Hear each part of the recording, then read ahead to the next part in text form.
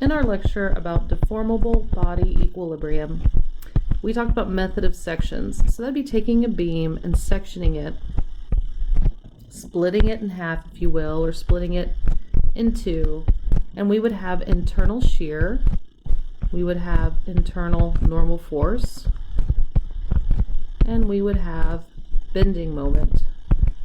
And you will see here that these are all pairs that are equal in magnitude, opposite senses, and parallel lines of action. But this is solving for all the forces at one place. What happens if we want to solve for one force as it changes throughout the entire member? We call these force diagrams. And there's two ways to create force diagrams. The way we're going to discuss today is called the graphical method.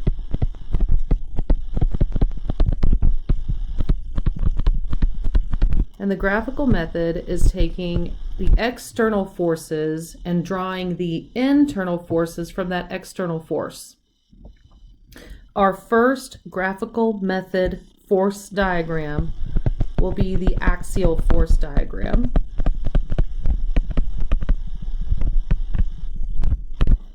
And this is the forces that are acting parallel to the member's axis. So if I have a horizontal member, my axial force diagram will be all the forces that are acting horizontally. Here we have a member with a 100-pound force at A, two 70-pound forces at B, a 55-pound force at C, and a 15-pound force at D. Find the axial force diagram. So I'm going to start by drawing some lines here. So I've got the beginning of my graph that starts at A. I've got the end of my graph at D.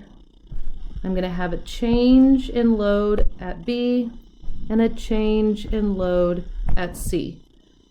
Okay, I am not drawing this to scale, but you can certainly draw this to scale and have much prettier diagrams than what I have. A for axial force diagram. We're going to have a positive side and a negative side. By the way, you can also call this tension and compression, because for axial force, both of those work. Okay, I am also going to label my diagram in pounds. So I can put that off to the side. Okay, the whole point here is to work backwards. We have external loads. Internally, it's going to be acting differently, right? So I'm going to start at 0, and I want to end at 0, so we're in equilibrium. My first load at A, working from left to right, I have 100 pounds acting to the right. Okay, this is causing compression at A. Okay, so that means that we'll be going down 100 pounds at A. All right, and that is an applied point load, so that is going to be an instant drop at A. Another way to look at this is that the 100 pounds is pointing to the right, and to the right is a positive direction. So if I want to act equal and opposite internally, I need to go down, which is a negative direction. Okay? This is helpful when we get over here to B. So I have no changes until I get here to B. At B, I have two 70-pound forces that are going to the left, which is a negative direction. So that means I need to act in a positive direction from my negative 100 pounds. So these two combined, 70 times 2 is 140 pounds. So I need to act equal and opposite, 140 pounds in the positive direction. So that's going to get me up here to 40, where my entire jump here is 140 pounds. All right, then I have nothing else changing my forces until I get to C. C is 55 pounds in the positive direction externally. So internally, I need to drop 55 pounds. That'll get me down here to negative 15, where I have nothing going on until I run into negative external 15. So I'm going to move positive direction 15 on my diagram. And I'm going to label both sides because I am not drawing this to scale and my lines are not straight and pretty. So this drop right here is that 55. And we can color it in to enhance the beauty of our diagram. This is our axial force diagram. And what this diagram is showing us is that we've got two sections, AB and CD, that are in compression, and we've got one section, B to C, that is in tension. So we need to design the material and design the system to handle those situations. This example is a little bit different from the first one because we have a fixed end at D. So the first thing we need to do before we can draw our axial force diagram is solve for the reactions at D. And there are still three because it is a fixed end: dy, dx, and moment at D. Now I'm only solving for the axial force diagram, so I'm only going to worry about dx. So I'm going to sum for forces in the x direction. And I have negative 50 plus 30 plus 2 20s plus dx, and we find that dx is equal to negative 20, so that's going to be 20 kilonewtons going to the left. Okay, now that I have that solved for, I can draw the beginning of my axial force diagram, the end of my axial force diagram, and I have a change at B and a change at C. Need my zero line, positive, negative. My units are kilonewtons. All right, starting at 0, 50 is to the left. That's a negative direction, so I need to act in a positive direction, which would be up.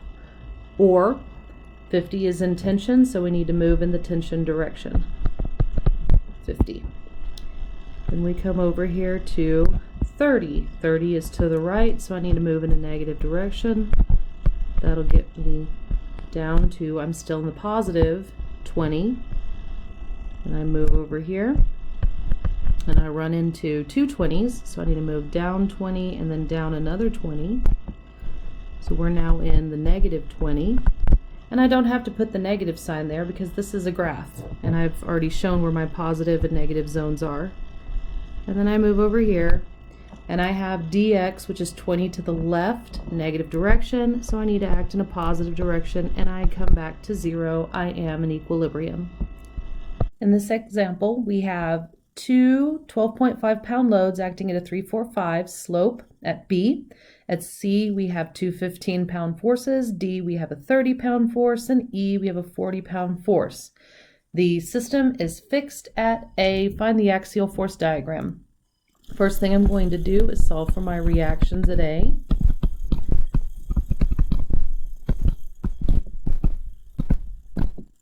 And because I am working in the Y direction this time, because this is a vertical system, then I only want to solve for a Y. So I'm going to sum for my forces in the Y direction. And I will have a Y, and then I need the Y component. So that is 4/5 of 12.5. And I have two of those. And then I have a plus 15 and a minus 15, a minus 30, and a plus 40. And we find that AY is equal to 30 pounds acting down. We solve the axial force diagram just like we do with a horizontal system. I have horizontal lines in this case at every change, so that's where there's loads. And then I have my positive on the left, negative on the right, axial force diagram. My diagram is going to be in pounds, and we're going to draw the diagram graphical method visually the same way that we did a horizontal force. So I have, starting from top to bottom, 30 pounds acting down. Down is a negative direction, so that means on my diagram I need to move in the positive direction. Okay, this is reinforced by looking 30 pounds is down, that's causing compression, and I'm on the compression side of the axial force diagram. All right, don't overthink it. It's simply directions. Down, negative. So internally, we move in the positive direction, which keeps us in compression. I have no change until I get to B. Okay, again, I'm only doing the axial force diagram, so that means I only need the axial component here, which is going to be 10 pounds. 10 pounds.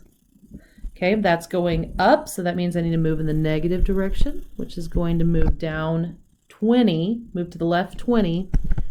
So that still leaves me in a negative 10.